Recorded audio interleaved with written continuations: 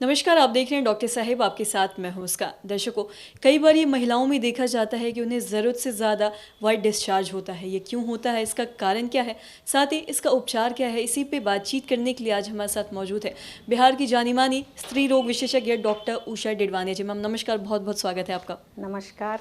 Ma'am, कई बार हम ऐसा महिलाओं में या फिर लड़कियों में देखते हैं कि उन्हें ज़रूरत से ज़्यादा वाइट डिस्चार्ज होता है, तो ये होने का सबसे पहले तो जानना चाहूँगी कारण क्या है।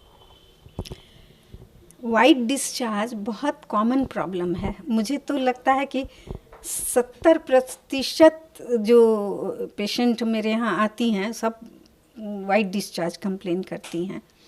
तो पहले तो हमें समझना होगा कि वाइट डिस्चार्ज किसे कहते हैं। वाइट डिस्चार्ज का जो होता है वो एक नॉर्मल स्राव होता है जो यूट्रस, सर्विक्स, वेजाइना की ग्रंथियों से निकलने वाला एक तरल द्रव्य है जो नॉर्मल चीज़ है, जो सामान्य चीज़ है, और वो वहाँ के अंग को भींगा रखता है, ल्यूब्रिकेटेड रखता है, जो कि आवश्यक है।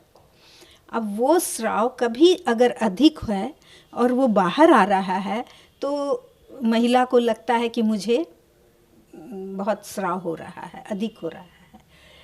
तो बहुत से कंडीशन होते हैं जिसमें यह स्राव नॉर्मली होना शुरू होता है। जैसे जब लड़कियां 13, 14, 15 साल की होती हैं, जब उनके जननांग परिपक्व होने लगते हैं तो स्राव होना शुरू होता है।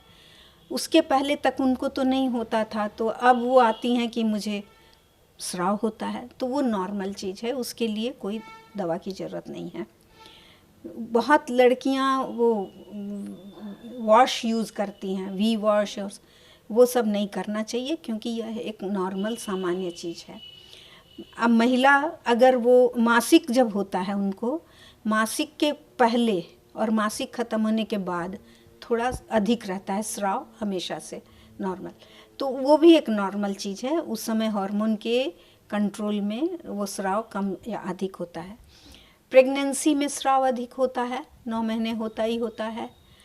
और अगर कोई इन्फेक्शन हो या कोई बीमारी का वजह से स्राव होता है तो उसको ट्रीटमेंट खोजता है, उसके लिए इलाज की ज़रूरत होती है।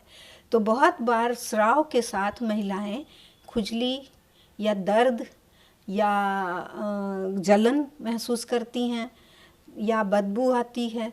तो इन सब कंडीशन में उन्हें समझना चाहिए कि कुछ इन्फेक्शन या कोई दिक्कत है और उन्हें डॉक्टर से मिलना चाहिए।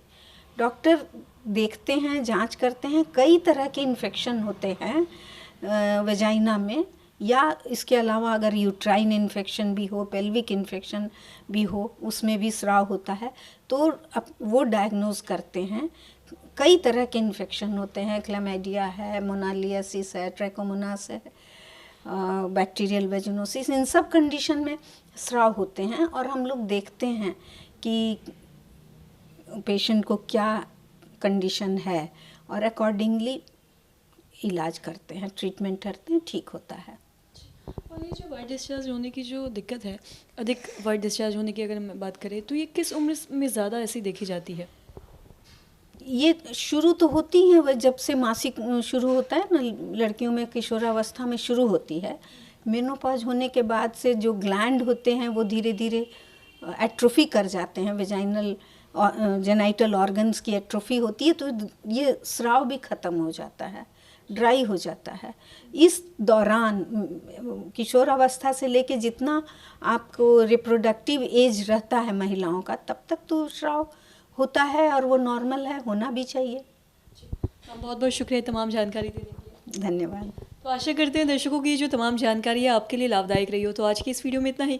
अगर आपने अब तक हमारे चैनल को सब्सक्राइब नहीं किया तो तुरंत कर ले, साथ ही हमारे फेसबुक पेज को लाइक करें। वीडियो देखने के लिए आपका धन्यवाद।